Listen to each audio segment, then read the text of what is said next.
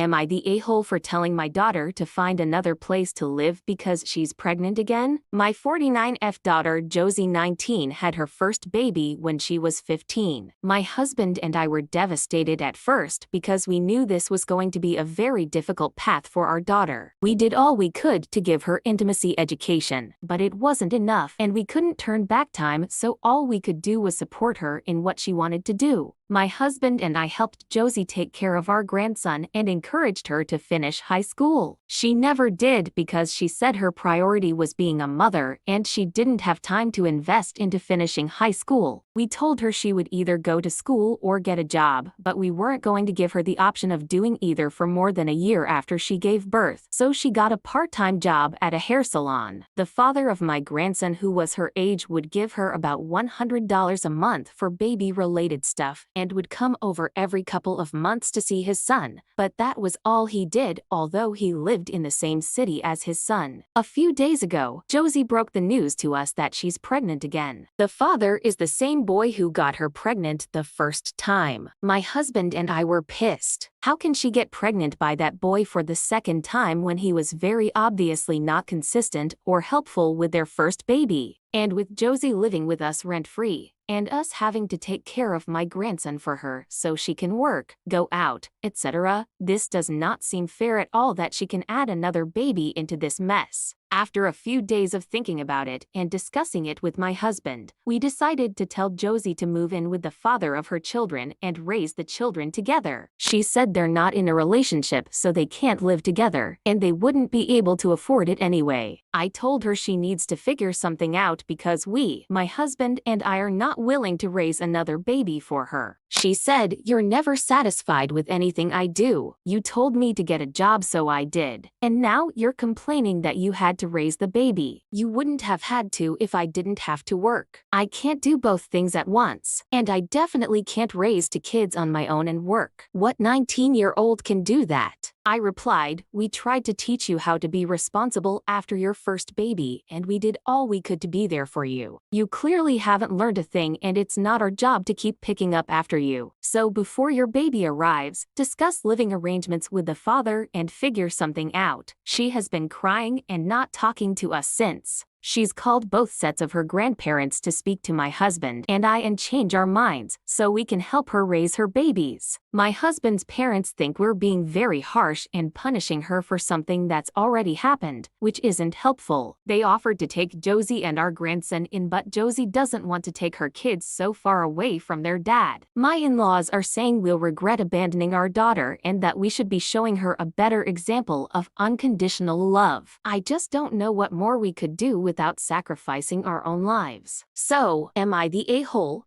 Here are the top comments. Not the a-hole. She needs to learn life is hard when you make terrible choices. It's about time she learns that lesson. Not the a-hole, and stand firm, or you'll never be able to retire because she will continue to expect your largesse.